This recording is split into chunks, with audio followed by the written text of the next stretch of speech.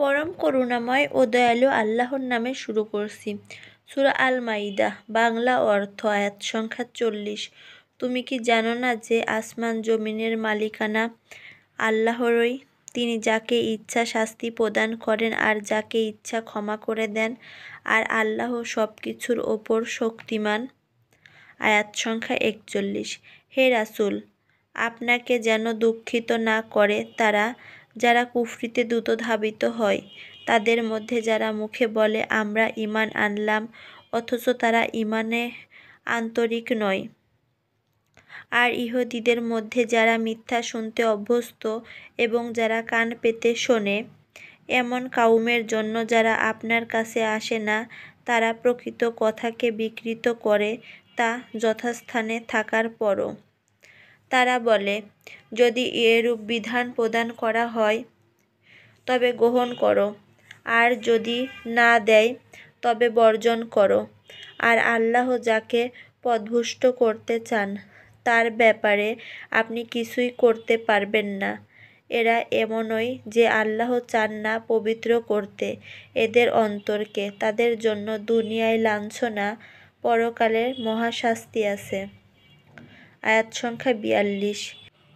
এরা মিথ্যা শ্রবণে অভ্যস্ত, হারাম ভক্ষণে তৎপর।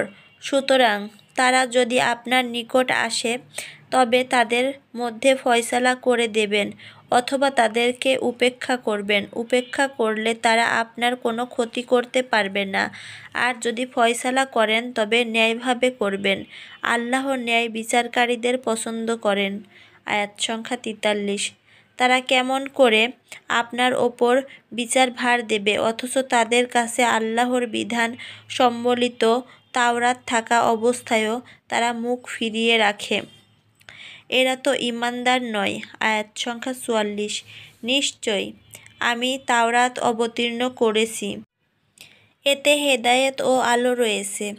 এ তাওরাতের মাধ্যমেই বিধান দিতেন ইহুদীদেরকে আল্লাহর অনুগত নবীরা, দরবেশ ও আলেমরা, কেননা তাদেরকে আল্লাহর কিতাবের রক্ষক নিযুক্ত করা হয়েছিল আর ওরা ছিল তার সাক্ষ্যদাতা। সুতরাং তোমরা মানুষকে ভয় করো না, আমাকে ভয় করো, আর আমার আয়াতসমূহকে ক্ষুদ্র মূল্যে কেনাবেচা করো না। আল্লাহর অবতীর্ণ বিধান দিয়ে যারা ফয়সালা করে না তারা কাফের। আয়াত সংখ্যা 45।